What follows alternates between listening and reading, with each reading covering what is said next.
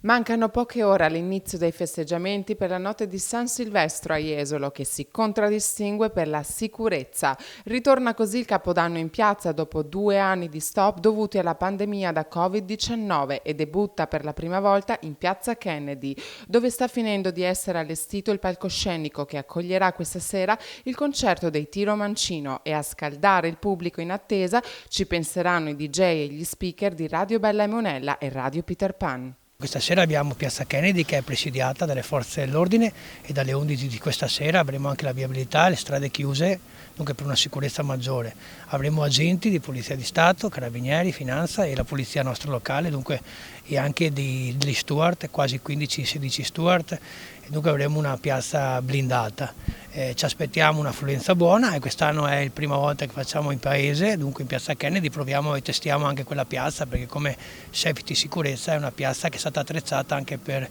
questo tipo di evento. Un Capodanno blindato. La piazza è stata liberata da tutti gli elementi di intralcio e sono stati definiti gli accessi e le vie di fuga. L'inizio dell'evento è previsto per le ore 22, ma l'accesso al pubblico è consentito già dalle ore 19.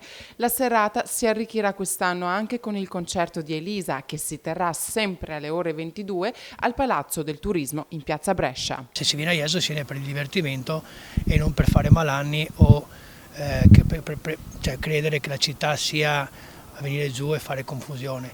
I presidi ci sono e dunque saremo molto vigili su questo perché a Jesolo si deve venire per divertirsi e passare una serata in armonia. In piazza Kennedy saranno inoltre posizionati i mezzi di soccorso quali ambulanze e personale sanitario.